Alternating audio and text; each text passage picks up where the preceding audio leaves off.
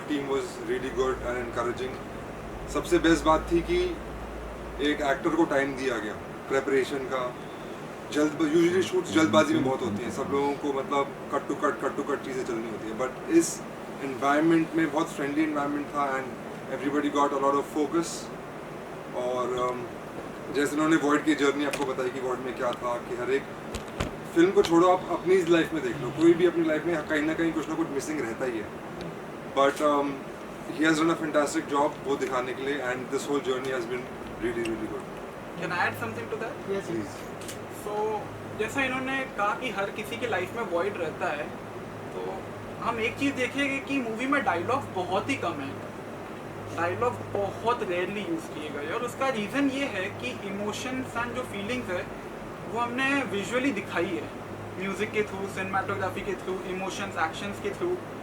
तो इसका रीज़न यही था कि ताकि हर आदमी अपनी लाइफ के साथ कनेक्ट कर पाए. जब मैं मूवी को आज देख रहा हूँ तो मैं उसको मेरी लाइफ के साथ कनेक्ट कर रहा हूँ, जब आप देखेंगे आप अपनी लाइफ के साथ कनेक्ट करेंगे.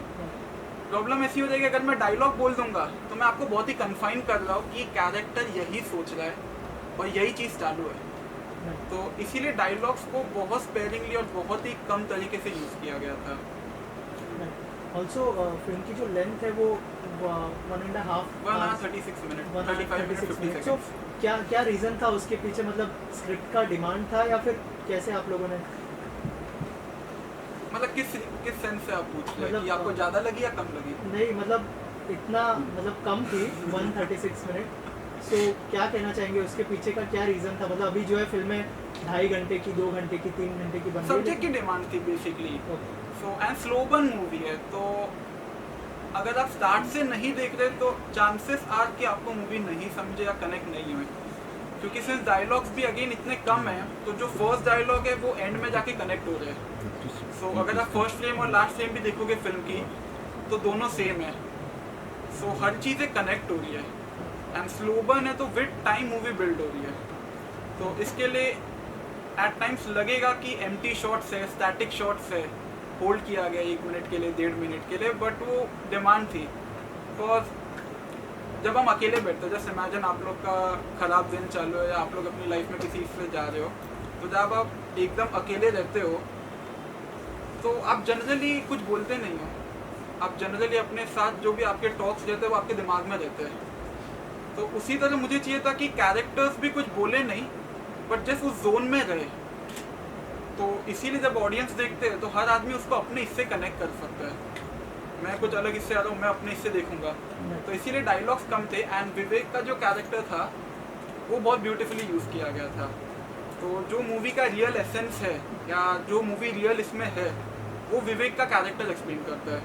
जैसा कि उनका डायलॉग है कि नोबडी इज गुड और bad, we always think like that, या we just have to accept the reality the way it comes to you. तो वो डायलॉग्स बेसिकली चारों कैरेक्टर को समझाते हैं, वो जस्ट इनके डायलॉग नहीं है. वो मूवी के जो चारों कैरेक्टर है उनका जो पास्ट है, डार्क पास्ट, हर चीज़ को कनेक्ट करता है.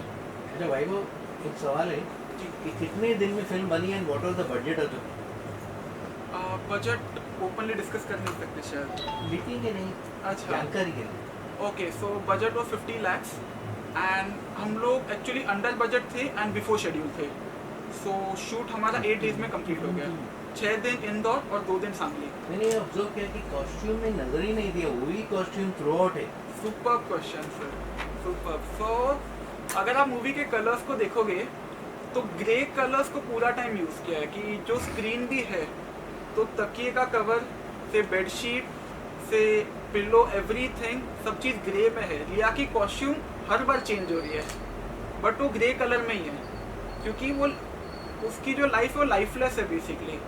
तो इसीलिए वो डल, एम्प्टीनेस, लाइफलेस उसको दिखाया गया कॉस्ट्यूम और हर चीज़ ब्राइट दिखाया. एग्जैक्टली. जब वो फर्स्ट टाइम डांस के लिए आते हैं तो वो सबसे इम्पोर्टेंट सीन है मूवी का, क्योंकि अब तक मूवी में ये था कि इसकी गलती है, उसकी गलती है और ब्लेम गेम भी चालू था. एंड में कहीं ना कहीं जाके ना ऐसा होता है सर कि रिया ने भी कुछ मिस्टेक्स की है, जैसा उन्होंने बताया नहीं गुरु डॉल के बारे में अभिजीत को. अभिजीत ने भी कुछ मिस्टेक्स की है कि उसने अपने बच्चे के बारे में रिया को बताया नहीं. बट एक पॉइंट आता है लाइफ में कि अब ये सब कुछ छोड़ के इससे ऊपर बढ़ते हैं हम। तो यहाँ पे रैदर देन कि वो एक दूसरे को ब्लेम करे, एक बार फर्स्ट टाइम वो एक दूसरे को एक्सेप्ट करने जा रहे हैं। और इसके पहले जब हमने सेक्स सीन्स भी देखे तो बहुत ही लाइफलेस थे, स्टैटिक कैमरा है, लॉन्ग शॉट्स है, एंड वो लोग कपड़े में ही कर रहे हैं। सो जब अपन मैरिज में देखेंगे तो उनके लिए न्यूडिटी कुछ नई बात नहीं है। एक सीन में हमने देखा है कि अभिजीत रिया के सामने ही अपने कपड़े चेंज कर रहे हैं और वो बहुत ही कंफर्टेबल है। बट जब वो लोग सेक्स कर रहे हैं तो उनके कपड़े ये मतलब they are in their clothes. So उससे ये चीज़ कन्वे होती है कि वो सेक्स उनके लिए कितना मैकेनिकल है, उसमें कुछ भी पैशन नहीं है, कुछ भी एनर्जी नहीं है। जैसे हम खाना खा रहे हैं, पानी पी रहे, वैसे ही उनके लिए वो है कि करेंगे तो बच्चा होएगा। एंड लास्ट में this the first time they are accepting each other. तो उसके पहले अगर हम डाइनिंग टेबल की सीन्स भी देखेंगे, एक ही एंगल है, एक ही शॉट है, स्टैटिक है, कभी चेंज नहीं हो रहा है। फर्स्ट टाइम जाके एंड में चेंज हो रहा है जब पूरा सीन ब्लैक एंड वाइट है और सिर्फ कैंडल कलर में है। So candle is for that emotion. And वहाँ पे फर्स्ट टाइम जब कैमरा चेंज हो रहा है, so basically it's not the camera but it's the perspective, कि फर्स्ट टाइम अब हम एक दूसरे को अलग नज़रिए से देख रहे हैं। तो जो अपन ऐसी स्टैटिक देख रहे थे, फर्स्ट टाइम अब चीज़ें चेंज हुई है and now we are accepting each other. So इसीलिए यहाँ पे पहले बोल्ड सीन आने वाला था, बट देन वही रियलाइज हुआ कि this scene is not about sex. वो उन लोग ने 50 बार किया एंड वो उनके लिए नया नहीं है। But when was the last time they touched each other? Last time कब था कि जब उन्होंने एक दूसरे को फील किया। तो ये सीन बेसिकली सेक्स से बहुत बढ़कर है कि वो लोग फर्स्ट टाइम एक दूसरे को टच कर रहे, फील कर रहे और एक्सेप्ट कर रहे हैं। तो ये सीन उसके ऊपर था एंड उसी टाइम पे आप देखते हैं कि सब सीन खुल रहा है लाइफ में। फर्स्ट टाइम उनके कलर्स आ रहे हैं। पूरी मूवी में नहीं तो कभी भी कलर्स नहीं थे, वो फर्स्ट टाइम रिया ने कलर्स पहने। मैंने एक सीरियस सवाल है कि you confess 50 lakh you have invested in the film, इसका क्या स्कोप है रिकवरी के लिए? Because any project is a commercial project, तो रिलीज के लिए प्लान कर रही है या फेस्टिवल्स या ओटीटी? सो जस्ट परसों ही मैसेज आया एंड फाइनली वॉइड एक फिल्म फेस्टिवल में सिलेक्ट हुई है रशिया के। एंड मूवी को रिलीज अभी 6 मई को हम करेंगे वीमियो ऑन डिमांड पे। एंड मैं झूठ नहीं बोलूँगा, जैसा आपने कमर्शियल बेसिस का कहा, तो हर प्रोड्यूसर का सबसे पहले एक ही पॉइंट आता है कि कास्ट कौन है। एंड उसके बाद में वो लोग फिर ट्रेलर देखते भी नहीं है। द मोमेंट में अगर कास्ट का नाम देता हो तो इसके लिए हाँ मतलब मुझे इश्यूज एंड डिफ़िकल्टीज आ रही है सेल करने में। सो आई एग्री कि प्रोजेक्ट कमर्शियल नहीं है वैसा, बट देन डेफिनेटली जो लोग देखेंगे उनको अच्छा लगेगा, मीनिंगफुल है, जस्ट दैट स्टार कास्ट नहीं है। कभी कभी सॉरी सर, बोलिए। आप कर लो बात। तो ये प्रोजेक्ट में बेसिकली ये भी इम्पोर्टेंट था कि ओके, सो इनिशियली जब मैं स्क्रिप्ट लेके निकला था तो मेरे को 3 प्रोड्यूसर्स मिले थे, नाम नहीं लूँगा मैं किसी का भी। तो उनको इंटरेस्ट था प्रोजेक्ट में and they were ready to finance it, they were ready to produce it. But then उनकी 2 डिमांड्स थी कि एक तो जो बोल्ड सीन्स है वो उनको अलग तरीके से चाहिए थे कि थोड़ा skin show, body part and crisp और थोड़ा वैसा। एंड सेकेंड वर्स कि उनको डायलॉग्स बढ़ाने थे। उनको ऐसा लगता था कि ऑडियंस स्मार्ट नहीं है तो वो लोग समझ ही नहीं पाएंगे, तो ऑडियंस बढ़ाओ और लोगों को स्पून फीड करो कि डायलॉग से समझाते जाओ हर चीज़ कि ये है ये है ये है। एंड मुझे ऐसा था कि वो एसेंस ही ख़त्म हो जाएगा अगर ये बोल्ड सीन को हम अलग तरीके से शूट करते, पूरा पॉइंट ही ख़त्म हो गया मूवी का। पूरी मूवी उसके ऊपर थी कि वो कितनी मैकेनिकल एंड लाइफलेस चीज़ है उन लोग के लिए कि उनके लाइफ में एक्साइटमेंट और वो बचा ही नहीं है। मेरे को 2 बातें लगी। एक तो विवेक को रोल थोड़ा कम मिला और लगता ऐसा था कि इसके साथ कुछ रिलेशन हो जाएगा। दूसरी बात, जब वो जो मैजिक वाली लेडीज आती है वो बड़ा अच्छा, सबका काम बड़ा अच्छा लगा, लेकिन वो ज़्यादा इंग्लिश बोल रही है। हाँ, वो थोड़ा आसान नहीं है याद करना लोगों के लिए, मुश्किल है। हाँ, वो थोड़ा सा लगा और सबके कैरेक्टर में थोड़ा टाइम आधा घंटा और बढ़ जाता है टोटल, तो और भी ज़्यादा मज़ा आना। पिक्चर अच्छी बनी है। तो मेरे पहले ये 2 मेन क्वेश्चन है, इसको थोड़ा कम लगा, ऐसा लग रहा था कि इसका रिलेशन हो जाएगा, खास हो जाता। हाँ नहीं होता तो मज़ा आता। मैं बोलूँ थोड़ा उस पे मसाला जरूर। बन जाता है। तो उसका रीज़न ऐसा था कि वो चीज़ हमने ना जानबूझ के ओपन छोड़ी थी और कैरेक्टर को थोड़ा वैसे ही रखा था, ये दिखाने के लिए कि रिया किस हद तक जा सकती है। एंड उसके दिमाग में ये चीज़ अब आने लग गई है कि मेरा हस्बैंड के साथ नहीं हो रहा, मेरे को बच्चा तो चाहिए, तो वो किसी भी हद तक जा सकती है। उसके दिमाग में ये पॉइंट आ तो गया है कि जस्ट विवेक के साथ भी करूँ या नहीं, सिर्फ बच्चे के लिए। तो इसके लिए इनका जो रिलेशन था वो बहुत ही ओपन छोड़ा है कि हर आदमी अपने हिसाब से सोचे। किसी को लग रहा है कि बहुत ही प्लेटोनिक रिलेशन है, बहुत ही प्योर है, जस्ट फ्रेंडशिप है। किसी को लगेगा कि हाँ उसको बच्चा चाहिए तो वो करेगी, मतलब उसमें और ज़्यादा कुछ ये नहीं है। तो वो चीज़ अगेन ओपन इस पर रखी थी कि हर आदमी अपने हिसाब से वो चीज़ें ले। एंड कैरेक्टर्स का आई गेस 95% स्क्रीन टाइम लिया का ही था। मतलब मैं, विवेक और ब्लू स्काई सभी like I guess 10 minute 15 minute ही रह गए। तो चैलेंज वही था कि जर्नी उसी की रखनी है, पिक्चर उसी के ऊपर है, but then at the same time सारे कैरेक्टर इम्पोर्टेंट है। तो सब लोग को एक जस्ट सटलिटी से सबके पास्ट और उन चीज़ को टच कर दिया है कि ऑन सरफेस जैसे ये बात कर रहा है विवेक, तो ये स्पिरिचुअल एंड फिलोसॉफी उनके साथ बात कर रहे हैं कि it's nobody's fault, it's okay, we always think like that it's not about good और बैड। फिलोसॉफी और वो बात कर रहे हैं, बट देन मेरा कैरेक्टर बोल रहा है कि क्या बच्चा ही सब कुछ होता है क्या? जिनके बच्चे नहीं होते वो लोग क्या खुश नहीं रह सकते? ब्लू स्काई भी बहुत स्टबर्न और स्टर्न दिख रही है। तो ऊपरी तौर पे ऐसा लग रहा है कि कैरेक्टर्स बहुत ही सुलझे हुए हैं कहीं ना कहीं, एंड वो दुनिया को समझते हैं कि दुनिया कैसे काम कर रही है, ये है।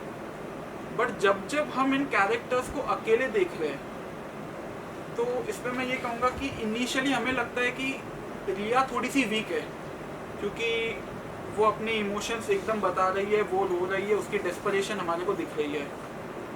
बट जब तक हम एंड में पहुंचते हैं ना, तो चीज़ें पूरी स्विच हो जाती है कि रिया लाइफ को एक्सेप्ट कर रही है, चीज़ें को एक्सेप्ट कर रही है, और अभिजीत, विवेक और ब्लू स्काइज जो है, जब वो लोग अकेले हैं तो वो लोग ज़्यादा लोनली है। वो लोग सिर्फ ऊपर दिखा रहे हैं कि मुझे चीज़ें समझती है। तो एंड में ये पूरा एक अलग ही स्विच आ जाता है। जो रिया एंड तक वीक लग रही थी वो सबसे स्ट्रॉन्गेस्ट है, और जो हमारे तीनों के कैरेक्टर्स थे जो ऐसा लग रहा था कि वो सुलझे हुए, उनके पास पूरी विजडम है, नॉलेज है, चीज़ें समझते हैं दुनियादारी और वो, तो जब हम उनको अकेले में देख रहे हैं तो उनको अपना पास्ट, उनको अपनी ज़िंदगी और हर चीज़ खल रही है, कहीं ना कहीं खटक रही है।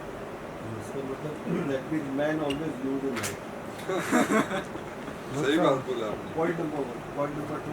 फेस ऐसा लगता है कि रिया की जर्नी के उस पे है कि उसकी जो जर्नी है टूवर्ड्स कंसेप्शन उसके ऊपर है, बट रियल मूवी जो है वो ह्यूमन बिहेवियर एंड परप्लेक्सिटीज और उन सब के ऊपर है कि किस तरीके से हम एक दूसरे के बारे में सोचते हैं, किस तरीके से हम बात करते हैं और हमारा बिहेवियर कैसा है।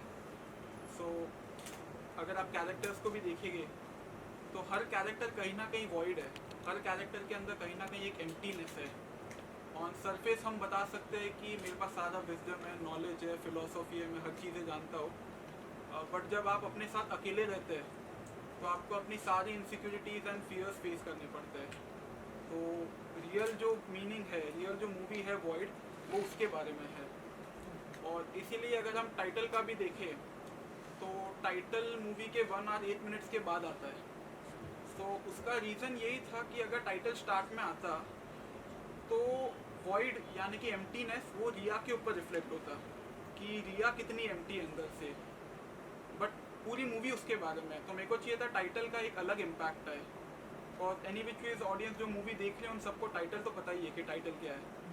तो इसके लिए टाइटल की टाइमिंग वैसी रखी थी कि जब टाइटल जब मूवी में आता है तो वो चारों कैरेक्टर के ऊपर रिफ्लेक्ट करता है और ये बताता है कि चारों कैरेक्टर कितने वॉइड है अंदर से। Yes sir body want to say कैसा एक्सपीरियंस रहा पूरी कास्ट के साथ? Festival audience. या एग्जैक्टली। एक मेरा भी सजेशन, जी सर। तो कोई रखे नहीं, लेकिन अभिजीत को अपनी आवाज़ में पंच बढ़ाना चाहिए। जब वार्ड अभी तो बहुत मज़ा आ गया। ओके। आप नोट कीजिए उसको। My उसका question कभी is- कभी My question एक लिस्ट में You have to, मेरा no, थोड़ा no, no. सा You have to increase the punch. So, definitely work करूँगा, वार्ड अभी तो नहीं पड़ेगा। Definitely. Vaibhav, Yeah. Ask for the message for the public.